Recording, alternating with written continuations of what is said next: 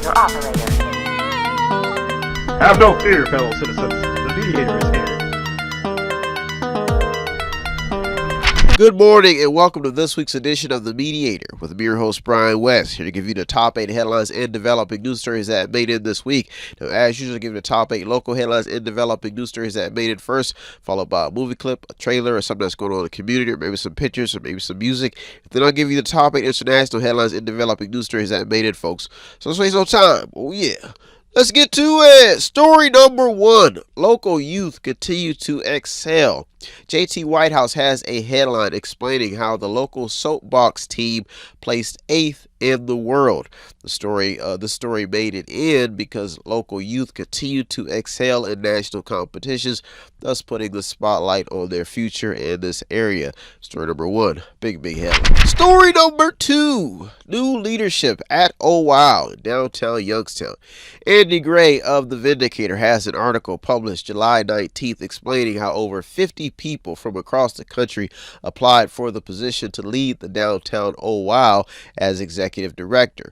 Well, Katie Seminara de Tora, according to the report, got the job. Now, Oh Wow is just one of the many businesses downtown hitting the reset button after construction delays and the recent news surrounding the ground floor explosion at Realty Tower. Thus getting the story to the top 8. Big headline. Story number 3. Making plans for 20 Federal Place. Davis Skolnick of the Vindicator has a report on how the Board of Control is seeking a request for proposals from redevelopers for 20 Federal Place. The report goes on to explain how in 2021, the city received 2 proposals to buy and redevelop downtown 20 Federal Place. Now, currently, the $7.6 million asbestos remediation and partial demolition project at the downtown building is about complete, according to City Finance Director Kel Miasek. Now, the entire report goes into past and present plans for the revitalized building and ends by talking about the explosion at Realty Tower and how it has affected other local structures. Now, the current attention being placed on downtown Youngstown is what got the story in, because everybody's looking for the reset to be a success and get things back to normal. That's why story number 3 made it this week. Story number 4. 3 levies in Boardman. Russell Brickey has a report published July 24th explaining how Boardman Township trustees passed a resolution to have 3 levies on the November ballot. Now, one is for a new ambulance service, which is a 5-year levy and would raise $4.5 million annually and cost the owner of a $100,000 home approximately $108 per year. Now, this is due to the shift from 11 ambulance companies being downsized to just 2. Now, according to the report, the other 9 went out of business. This is what the report says. Now, the article mainly focuses on the ambulance levy, thus making it a hot topic and worthy of a read. That's why story number 4 made it this week. Story number 5. Campbell Mayor looking to attract business. Sheen Barrett has a piece published July 20th focusing on how the city of Campbell has received more than $1 million for a variety of sources, from a variety of sources with the goal to attract more businesses and improve infrastructure. The report goes on to explain how the funds will be allocated, but what got the story in is the new movements taking place in small cities to improve the small business sector, which is the backbone for many local communities. Now, this one point is what got the story in, because everybody's looking for some business and small businesses to help fund and grow their local communities. That's why story number 5 made it this week. Story number 6. The Vienna story has to stay alive.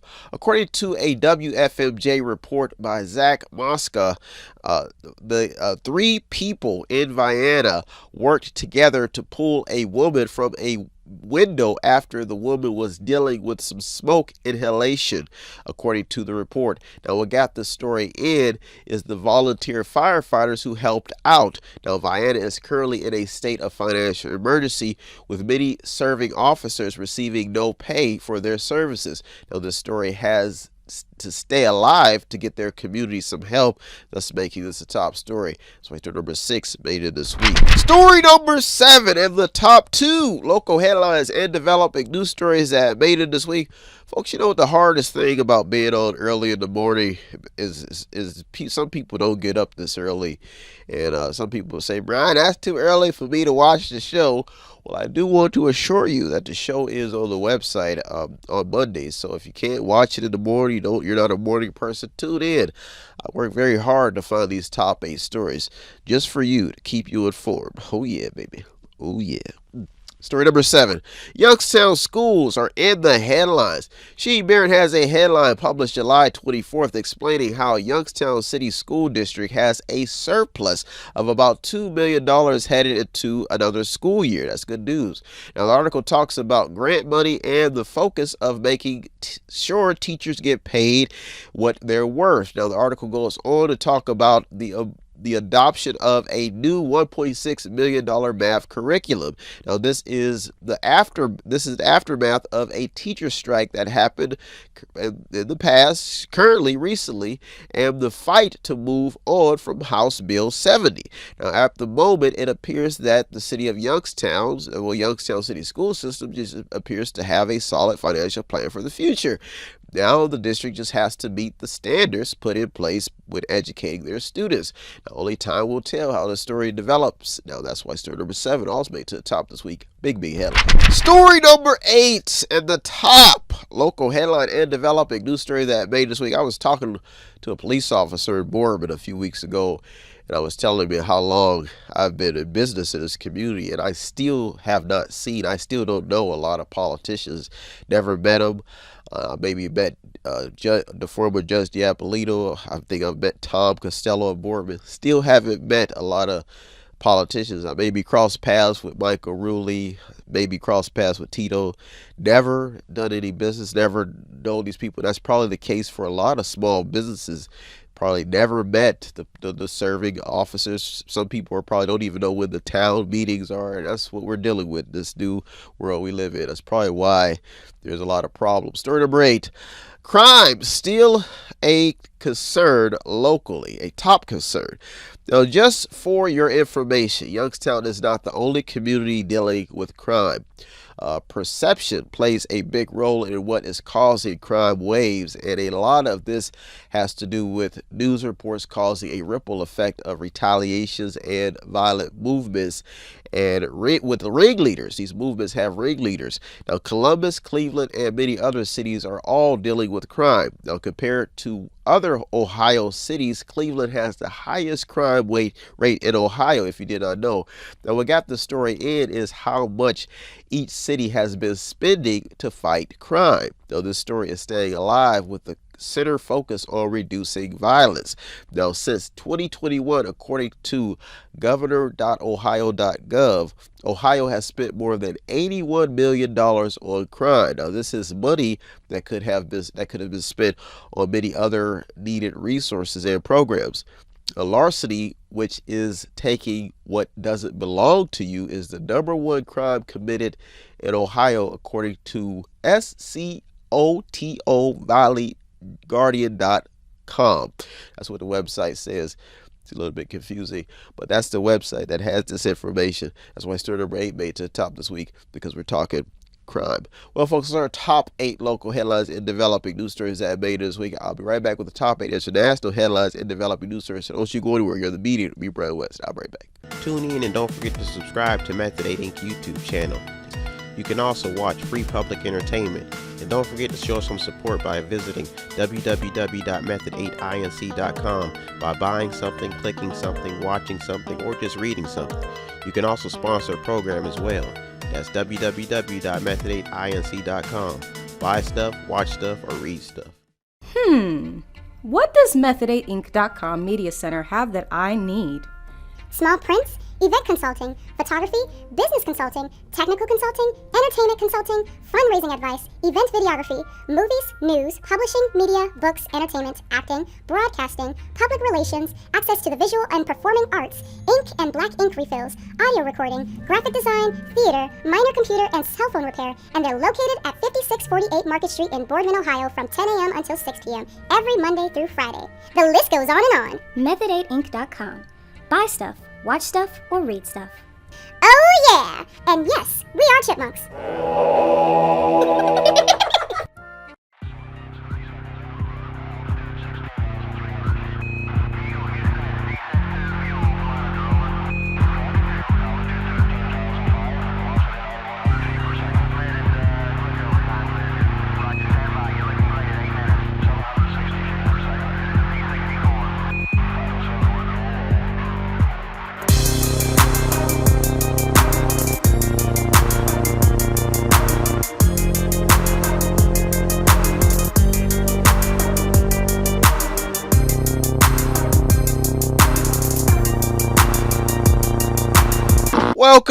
Welcome back. Now it's time to get to the top 8 international headlines and developing news story that made it this week. Folks, we took our annual field trip with the cast and crew here at Method 8, and we went to an amusement park. And I mean, we're in the amusement park having a good time, riding on rides. I planned on staying till the park closed, because this was something I was looking forward to. I needed a break, and everybody was riding on rides, and one of the crew cast members, he had just started to get a fire to get on every roller coaster. I mean, I'm all ready, and I started to get hungry, because when you ride roller coasters, you get a little hungry after a while, and I was starting to get a little exhausted because I rode 2 big roller coasters back to back, and whew, I mean, we were doing everything, screaming, face popping out and everything, and I got tired, and so I sat down, and I wanted this shrimp. I mean, I spent the whole year waiting for this shrimp. It's called funnel cake shrimp. And, man. So I went, I thought myself, because the year before I went to the amusement park, I had to have cash. So I'd had all this cash on me, took all the cash off my cars. Come to find out, I get to the line to get my shrimp. I'm ready, thirsty. About 6 o'clock is dinner time. And a woman in the line told me that they don't take cash. I said, oh, you mean to tell me that you don't take cash? I couldn't believe it. In all of my years of being in business, being a businessman, I have never known a business and people not to take cash. Times are changing. Maybe we are moving into some type of different system. I looked at her and I couldn't believe it. And we had to leave the park early. Now, this business had lost money because they didn't take cash. And then I went back, when I got back home, I saw a poor man, and he took cash. But businesses don't take cash. Most of them taking all cars now. Now, what in the hell? How is that capitalism? I guess it's not all about the Benjamins anymore. It's all about the cars. Well, folks, that's our story for this week. A business does not take cash. Let's waste no time, folks. Maybe they ain't afraid to get robbed. Let's waste no time, folks. Let's get to it. Story number 1. Different outlooks on the debt crisis. Business Insider has a headline explaining how fears of a U.S. debt crisis are overblown. Now, the piece goes on to explain how U.S. debt levels do not pose an immediate threat, and goes on to explain how history shows the debt issue will eventually be taken care of. And what got this story in is because the article shows some signs of certainty for investors. The report goes on to explain how investors will need to prepare for higher instability before policymakers treat the debt seriously. Now, as investors look to invest in the future, stories like these will remain in top headlines. That's what story number 1 made it this week. Story number 2, immigration and the fading image of the American dream. NBC News has a headline focusing on the Generation Z children of immigrants and how they seem to be giving up on the American dream. The bullseye talking point of this report is like comprehending a world of people flocking to America for the American dream, then growing up to face reality, if that makes sense. Now, the story goes further to focus on the cost of healthcare and rent being the main factors of what seems to be bringing people back down to earth. They can't afford it. They can't afford the dream. Now, on top of that, a chaotic political system has these children of immigrants leaving the American dream and choosing to live elsewhere, as stated in the main idea of the article published by Maya England. That's why story number 2 made it this week. Story number 3. The word genocide is being used in Gaza. That's bad. That's not good. Now, the word genocide is being used to describe Biden's legacy when it comes to Gaza. This is according to Palestinian rights advocates. Now, this entire topic is sensitive because it explains two sides of a brutal war and how this war is being sold. The article goes on to use the word support for Israel crimes. Now, after a visit from Netanyahu, the world remains divided on this war. Now, if you did not know, this war has killed nearly 39,000 Palestinians and displaced hundreds of thousands, while also fueling a man-made hunger crisis and has destroyed large parts of Gaza. That's why story number 3 made it this week. Big headline. Story number 4. China is making deals. What does this mean? CNN has a report explaining how Hamas and Fatah have signed agreements in Beijing, ending their division. The story shows how the Israeli war is shifting the tides. The report goes on to explain how Palestinian factions, including rivals Hamas and Fatah, have signed an agreement on ending division and strengthening Palestinian unity in Beijing, China. In the mess, it appears that China is playing the peace broker in the conflict. Now, the article is long, but really goes all in to explain the moves being made to curb the Middle Eastern conflict. That's why story number 4 made it this week. We'll focus on our top 4 international headlines and developing news stories that made this week. I'll be right back with the top 4. So don't you go anywhere. You're the Mediator to be Brian West. I'll be right back. Tune in to Method Ace YouTube channel to check out the top interviews that made it throughout the years and months. Visit method88.com. Check out all the community interviews if you want to check it out. Method88.com. Buy something, click on something, watch something, read something, or just sponsor a program. Oh, yeah. Welcome back.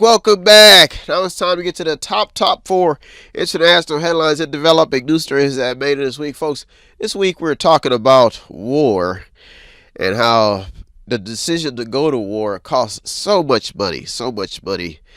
And why, you wonder to yourself, when do you decide to go to war? We just seen Benjamin Netanyahu. He had visited America, and he was talking about what has been taking place and overseas, and how, he was talking about why the decision to do, to take action against the Gaza Strip, Palestine, and Iran, and he was just bringing up some points about how brutal people are and how sometimes I guess you got to fight and go to war. And in all my years of living, I have known war just to be expensive, and it really doesn't get anything done. When I was a kid, I got jumped on by this kid that I thought was my friend. And I realized that the situation could have been better if he would have just not punched me in the face or hit me whatever would hit me with. It could have been better. I wouldn't have had to walk around with a black eye. I wouldn't have been humiliated, and I wouldn't want to get revenge.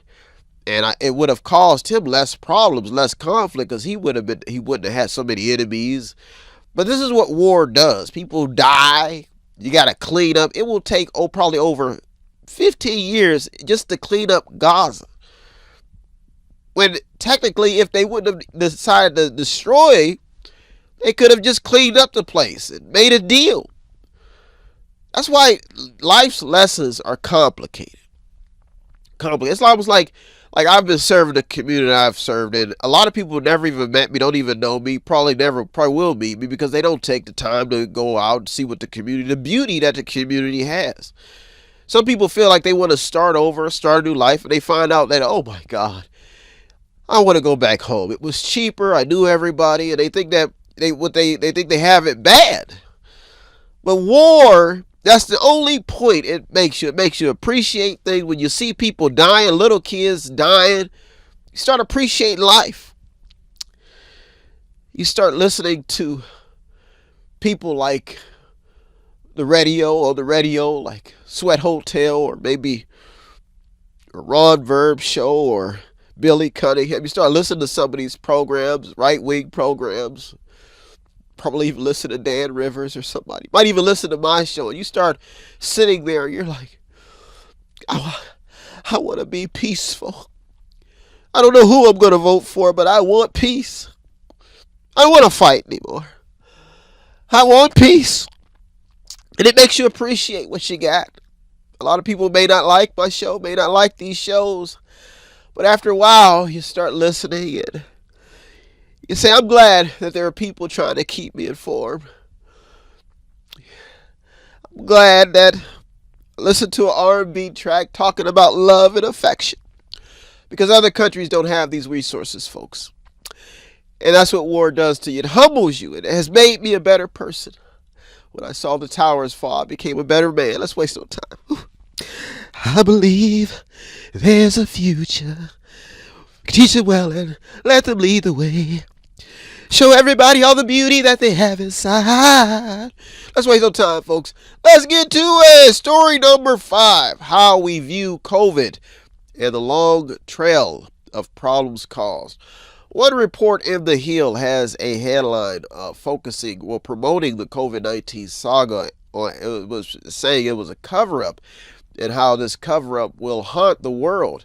Now, the entire piece exposes how there still is no accountability for the chaos that unfolded in China that later spread across the world. Now, one alarming part of the article is the talk about how the U.S. played a role in aiding China's cover-up. Now, the article goes on to bring this story back into top headlines by stating that almost 1.2 million Americans, according to federal data, have died from COVID-19, and worldwide, according to WHO, around 7 million people have died. That's a lot of people. Now, the article points the blame of inaction on the Biden administration and succeeds at what many already expected. Folks, this story is still developing. That's why story number 5 made it this week. Story number 6. Outlook on the outlook on the economy is changing for the better. According to www.deloitte.com, the U.S. economy is set to post real GDP growth of 2.4% this year, but for growth to slow to 1.1% in 2025. The report goes on to say that between 2026 and 2028, economic growth is expected to pick back up. Now, with annual gains in real GDP forecasted to range between 1.6% and 1.9% per year. If you're an economist, you probably understand what that means. If you're not, you're probably like, oh, well. This report was published June 20th of 2024, showing that the economy could be changing for the better right now. Some projected for the worst. There's just different outlooks. That's why story number 6 almost made to the top this week, because we're talking money. Big headline. And gross domestic product. Big headline. Story number 7 and the top 2 international headlines and developing news stories that made it is for you.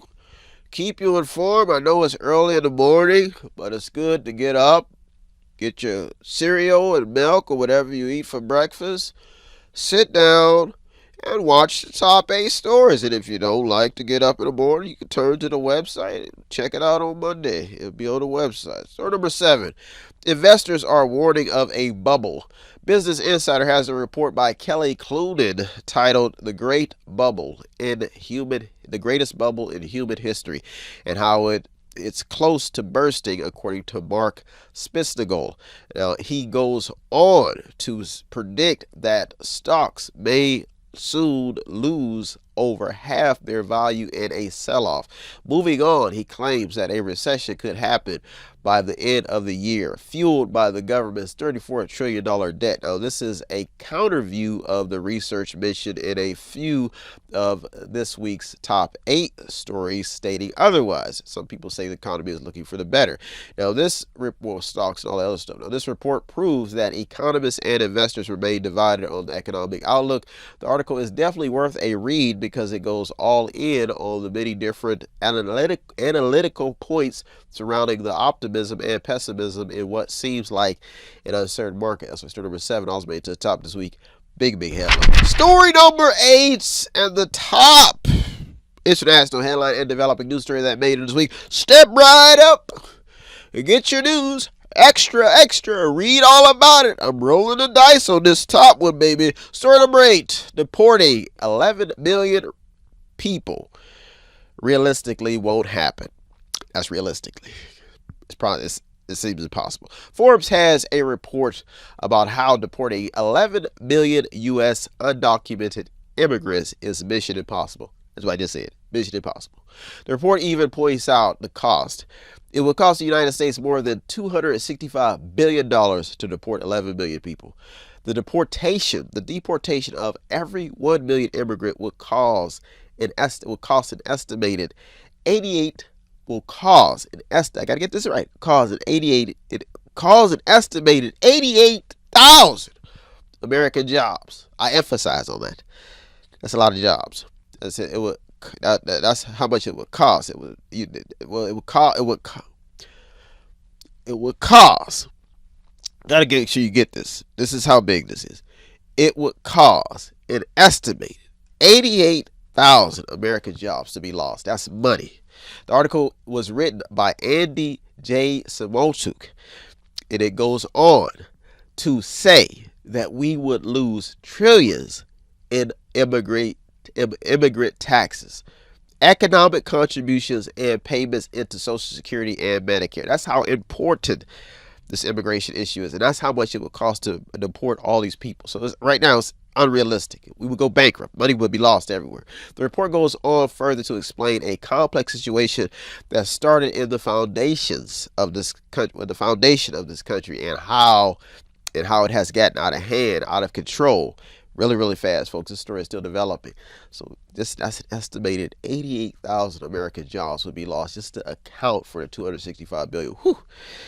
Well, folks, are our top 8 local and international headlines and developing news stories that I made this week. I hope you got something out of today's program. I always get something out of doing the research, so that's the top 8 local and international. So I'll be back next week. I hope you got something out of today's program. As usual, I thank all the news outlets and journalists and people on the front lines. You deserve all the credit. I'm just the man in the middle, the mediator, navigating your story, the journalists, the media, all the stuff. People who say fake news. I seem to read these stories. They seem real to me. Well, folks, I'll be back next week looking over 200 or more stories just to keep you informed. If you want to show us some support here at Method 8, it does not take much. All you do is visit the website on the screen, buy something, click on something, watch something, read something, or to sponsor a program. Well, folks, I am out of here. If you want to show us some support, please do. You can even stop by the store at 5648 Market Street in Boardman, Ohio, and see my smiling face. Well, folks, I'm out here. I'll be back next week looking over 200 or more stories just to keep you informed. Lord willing, have a good week. Thank you for tuning into the Mediator with me, Brian West. Peace. Have no fear, fellow citizens. The Mediator is here.